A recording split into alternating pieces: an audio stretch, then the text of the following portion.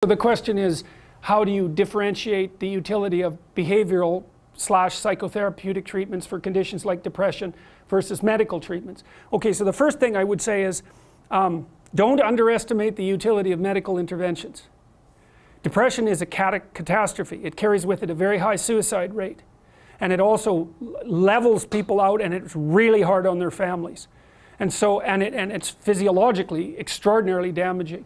And so, if you're in a depressive state and it's severe, you can try an antidepressant. You'll know in a month if it works. If it works, well, maybe it'll help you get your life together. Like we could say, well, maybe you're depressed because your life isn't very well together. Could be. Sometimes people are depressed, their life is just, it isn't fine because no one's life is fine. Everyone's life is a tragedy.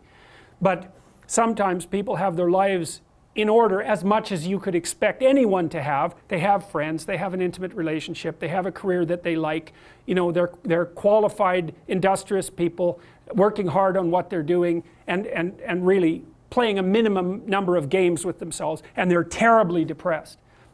Antidepressant, man, sometimes that will just fix it.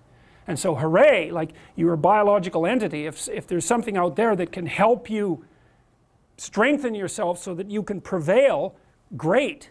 And you know, people, you hear everyone takes antidepressants, you know, everyone's taking them. It's like no one takes those bloody things without serious consideration. Half the time I spend with my clients who are depressed is often the 2 years long attempt to get them to tentatively try an antidepressant, because they're so guilty that they're relying on an external crutch to sort out their lives that they can't even tolerate it. But you know, I say, well look, man, what if you had diabetes? You're not going to take your insulin? It's like you got stressed, you blew out at your weakest point. That's what happens when you get stressed. If there's something out there that might help you, it's like, try it, for God's sake. You'll know in a month, and you just stop if it doesn't work.